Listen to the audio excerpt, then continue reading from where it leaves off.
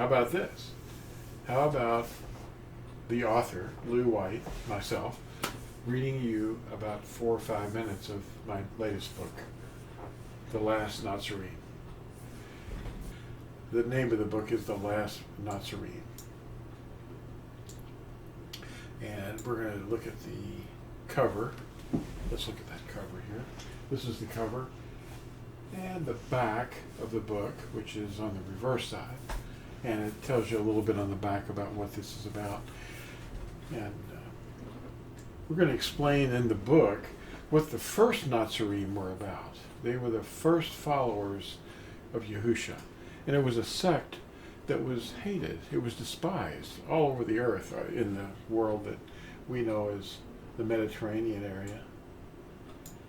Now, it's also available on an ebook, so you can get it at Amazon.com as an ebook or as a printed book, and you'll like it.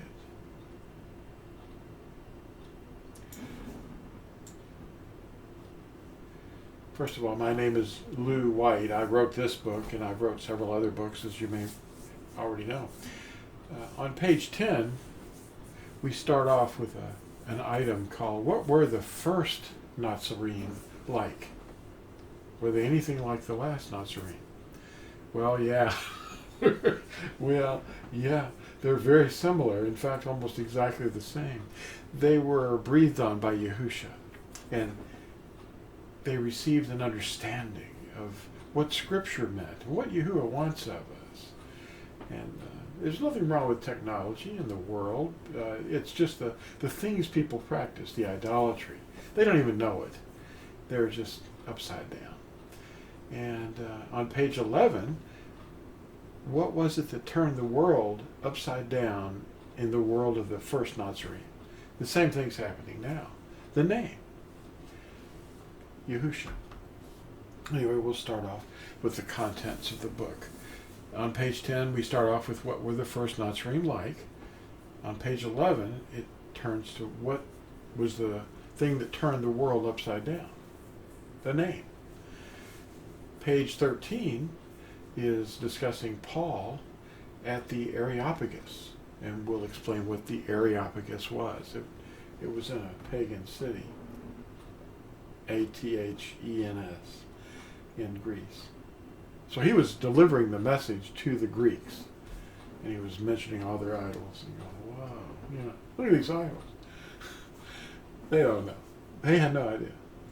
There were 400 at least of these nobles who were, the protectors of the city, because Greece was a city-state kind of thing, and they were all different city-states.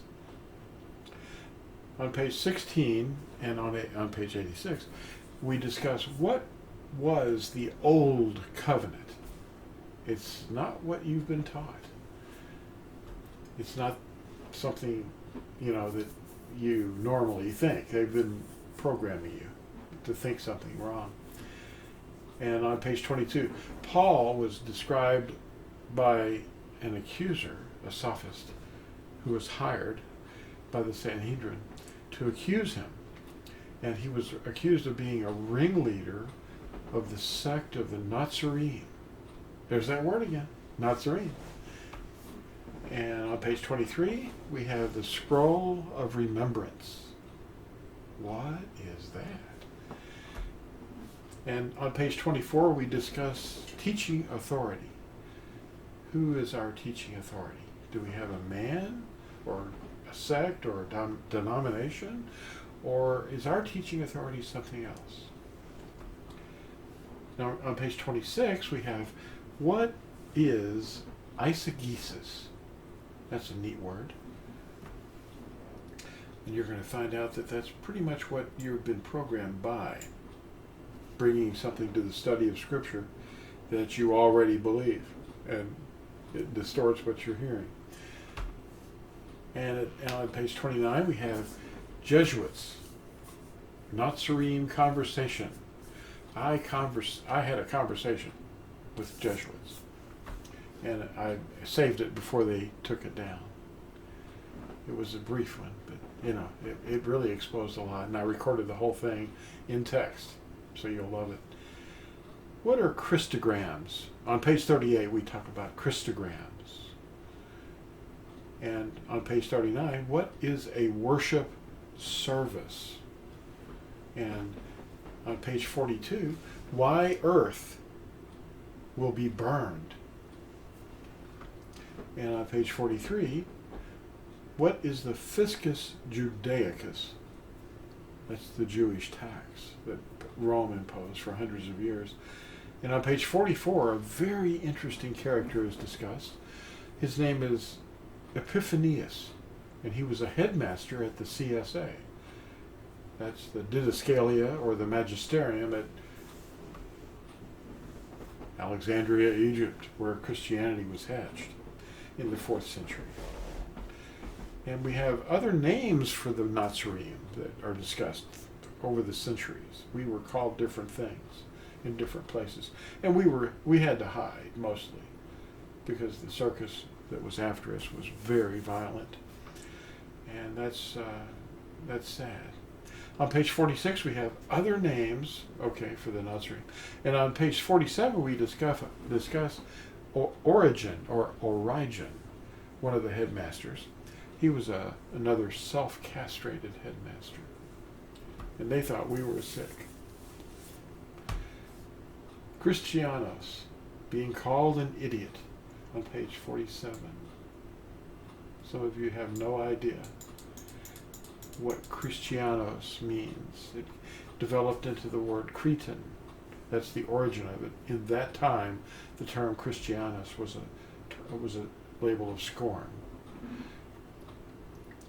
It wasn't the same thing as you see in the dictionaries and encyclopedias. It wasn't a disciple of Christ. That's not what it meant. On page 50, we have a topic called "We have inherited Hindu behavior in the world." It's everywhere, and people don't see it. They don't recognize it. It came along from the Silk Road out of India around the 2nd century BCE, and it arrived in the Middle East about that time, 200 years before Yahusha or anything like Islam appeared. We were already doing all this stuff with holy water and bowing to statues and halos and all sorts of nonsense, walking around objects. The Hebrew language, the proof of it, and that's on page 53. And on page 54, we have persecution and the massacre of us. And on 62, we have a prophetic item that is very interesting. We're making t-shirts now with it written on the back, and we're saying it. Baruch haba b'shem Yahuwah. That topic is discussed on page 62 and on page 102. And the origin, on page 68, we have the origin of the word God. And on page 72, how to recognize idolatry. People don't even know what they're doing.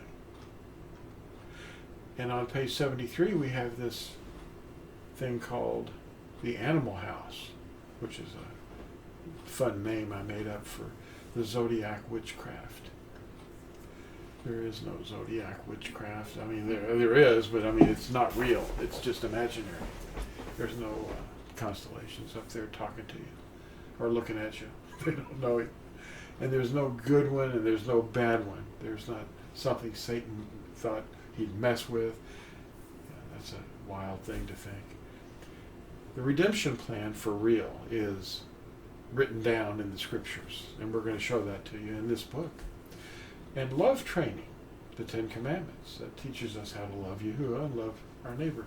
There's nothing illegal about that. How to love your neighbor and love Yahuwah. And then on page 83, we discuss something that's very sad. It's going on right now all over the earth, and people are attacking each other because of their skin color. Like he didn't come to save people, he came to save their skin. Or maybe they're not really Hebrews. Well, Ruth was a Moabitess. It didn't matter to Yahuwah. It was her heart she was looking at. He wasn't looking at the external qualities. But people are out there with this racial bigotry. It's sad. Now on page 100, we begin a study of actually quoting what the Vatican has done recently, well, since 2008. They have forbidden the use of the name Yahuwah. And we're going to go on and pick up some new stuff from there. We'll continue this contents page the next time we get together. And you're going to love this book. It's called The Last NATSARIM. Talk to y'all later. Thanks for watching. Bye.